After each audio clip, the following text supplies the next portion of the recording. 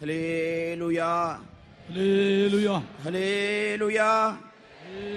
Hallelujah. Praise be to God. దేవునికి స్తోత్రం. కర్తருக்கு స్తోత్రం. We have come to the important time or important questions.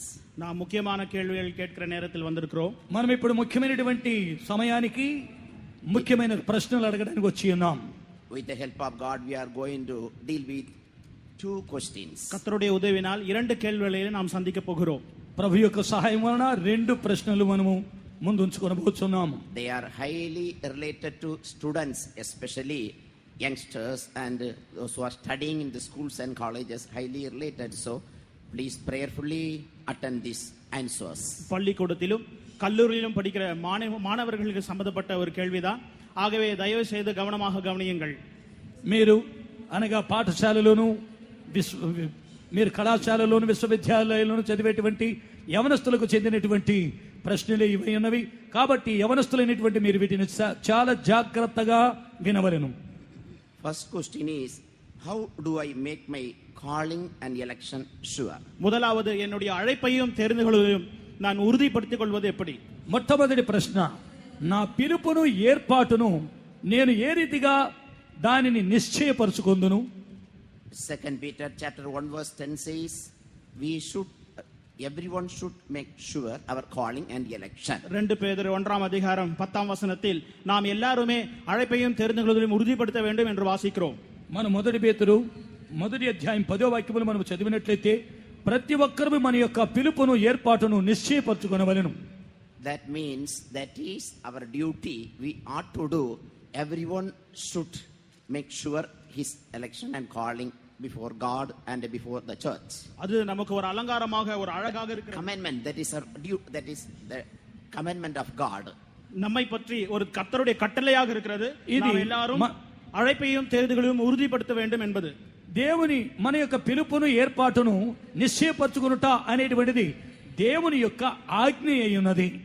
That means whether I to serve God or I to remain as a bona fide believer. நான் ஒரு நல்ல விசுவாசியாக இருந்து விடுவதா இல்லவட்டால் ஒரு ஊழியக்காரனாக நான் மாறி விடுவదా? నేను ఒక మంచి విశ్వాసిగా ఉండవలెనా లేక ఒక మంచి సేవకునిగా మారవలెనా? To be a good believer, there is no need to tell anything.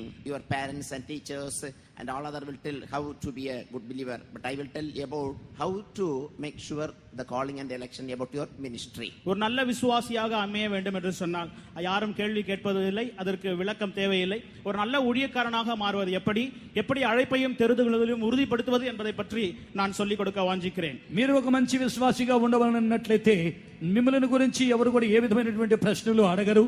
కానీ ఒక మంచి సేవకునిగా ఉండటానికి నా పిలుపును ఏర్పాటును నేను నిశ్చయపరచుకోవాలంటే ఏమి చేయాలి అనే దానికోసం మీకు సమాధానం చెప్పబోతున్నాను. First of all, God is giving the calling for ministry through visions. முதலாவது கர்த்தர் இந்த அழைப்பை ஒரு நபருக்கு தருவது దర్శనங்கள் మూలమాகத்தான். మొట్టమొదటిగా దేవుడు సేవకు ఒక మనిషికి పిలుపిస్తున్నాడంటే అవి దర్శనం మూలముగా ఇస్తాడు. Before that, through these meetings and through some other ways, God is putting the desire to serve the God in our heart. அதற்கு முன்பாக இப்படிப்பட்ட கூட்டங்களின் மூலமாகவும் பாடல்களின் மூலமாகவும் தூது மூலமாகவும் கர்த்தர் அப்படிப்பட்ட ஒரு வாஞ்சையை ஊழியத்துக்குரிய ஒரு வாஞ்சையை நம்முடைய హృదయத்தில் வைக்கிறார். ఈ పిలుపుకు మునుపుగానే దేవుడు ఇటువంటి కూటముల ద్వారాను పాటల ద్వారాను వాక్యముల ద్వారాను దేవుని యొక్క సేవకు పిలుపును వచ్చినటువంటి నిశ్చయతను మనం కలుగు చేసుకోవడానికి హృదయమునందు దేవుడు మనకు ఒక కోరికను కలుగు చేయను. Philippians 2:13 says, God give the will and to do his good pleasure.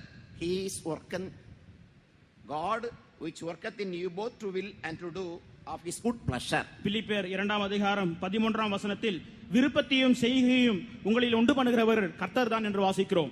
ఫిలిప్పీయులకు రాసిన పత్రిక 2వ అధ్యాయము 13వ వాక్యమును మనం చదువుకున్నట్లయితే ఇచ్ఛించుటకును కార్యసిద్ధి కలుగు చేయుటకును తన దయా సంకల్పము నెరవేర్చుటకై మీరు కార్యసిద్ధి కలుగు చేయవాడు దేవుడే అని చదువుకుంటున్నాం.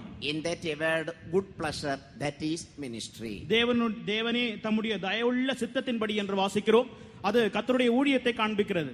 దేవుని యొక్క దయా సంకల్పము అని మనము చదువుకొనుచుండగా దానిని గురించి మనం చూసినట్లయితే అదే దేవుని యొక్క సేవకు తగినటువంటి పిలుపు అని నిశ్చయించుకుంటున్నాం. I believe by yesterday's and day before yesterday's meeting, all are having that desire to serve the Lord.